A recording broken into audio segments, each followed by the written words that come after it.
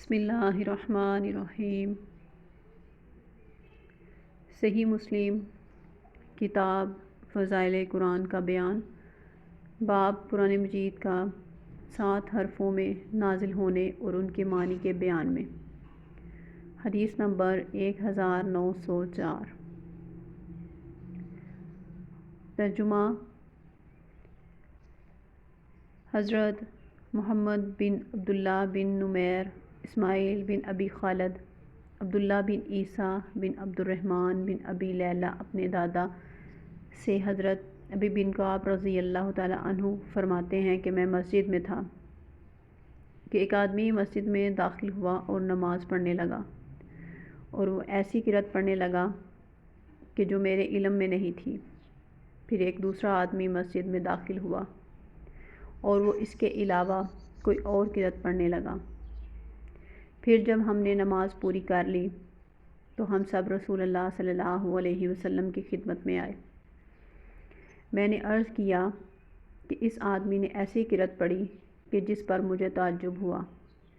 اور پھر ایک دوسرا آدمی آیا تو اس نے اس کے علاوہ کوئی اور قرأت پڑھی۔ رسول اللہ صلی اللہ علیہ وسلم نے دونوں کو حکم فرمایا تو انہوں نے پڑھا، تو نبی صلی اللہ علیہ وسلم نے ان دونوں کے پڑھنے کو اچھا فرمایا، اور میرے دل میں ایسی تکذیب سی آئی جو زمانہ جاہلیت میں تھی۔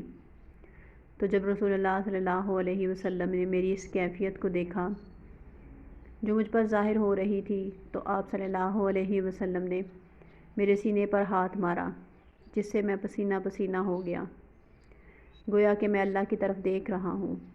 پھر آپ صلی اللہ علیہ وسلم نے مجھ سے فرمایا، اے ابی، پہلے مجھے حکم تھا کہ میں قرآن کو ایک حرف پر پڑھوں، تو میں نے اللہ تعالیٰ کی بارگاہ میں عرض کیا کہ میری امت پر آسانی فرما۔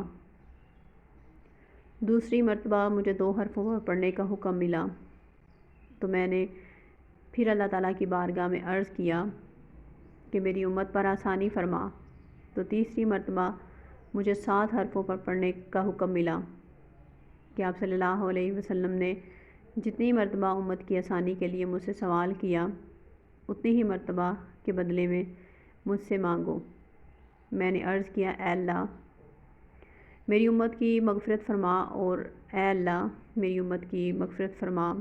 اور تیسری دعا میں نے اس دن کے لیے محفوظ کر لی جس دن ساری مخلوق، حتیٰ کہ حضرت ابراہیم علیہ السلام بھی میری طرف آئیں گے۔